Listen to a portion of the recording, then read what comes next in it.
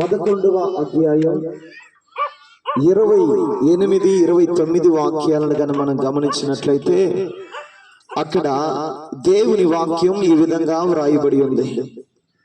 ప్రయాసపడి భారమును మోసుకొనుచున్న సమస్త జనులారా, నా యొద్దకు రండి, నేను మీకు విశ్రాంతిని కలుగజేతును.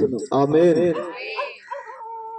ప్రభు అయిన యేసయ్యను గురించినటువంటి వాక్య లేఖనము ఈ విధముగా సెలవిస్తున్నది. ప్రపంచములో పుట్టి చనిపోతున్న, పుట్టబోతున్నటువంటి ప్రతి మానవాళితో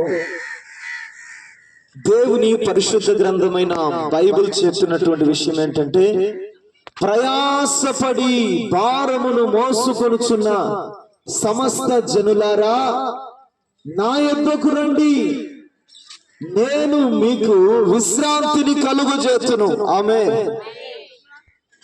ప్రపంచంలో పుట్టినటువంటి ప్రతి మనుషుడు ప్రయాసపడుతూ ఉన్నాడు. ఈ లోకములో అనేకమైన వాటికి, పిల్లల కొరకు, వివాహాల కొరకు, చదువుల కొరకు, ఉద్యోగాల కొరకు, వ్యాపారాల కొరకు, కుటుంబ అభివృద్ధి కొరకు, కుటుంబంలో క్షేమము కొరకు, కుటుంబం అంతా సమృద్ధిగా పోషించబడుట కొరకు, ఇలాగున అనేకమైన విషయాల కొరకు మనుషుడు ప్రయాసపడుతూనే ఉంటున్నాడు. అయితే ఆ ప్రయాసతో పాటుగానే ఉద్యోగాన్ని సంపాదిస్తున్నారు, వ్యాపారంలో లాభాలను సంపాదిస్తున్నారు, పిల్లలను సంపాదిస్తున్నారు, చదువులలో బాగానే జ్ఞానం కలిగి రాణిస్తూ ఉంటున్నారు, అన్నిటినీ పొందుకోగలుగుతున్నారు. వారు ప్రయాసకు తగినట్లుగా ప్రతిఫలాన్ని పొందగలుగుతున్నారు.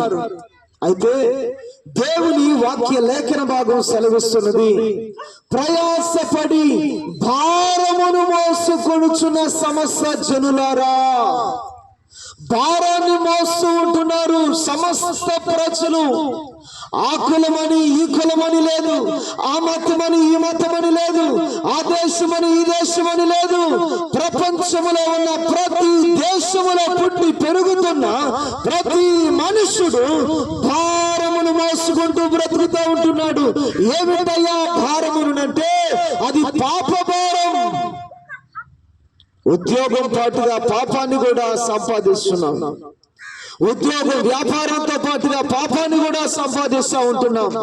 పాప భారమును మోసుకుంటూ ప్రయాసపడుతున్నారు ప్రజలు. దాని ద్వారా ఏం కలుగుతుందయ్యారంటే,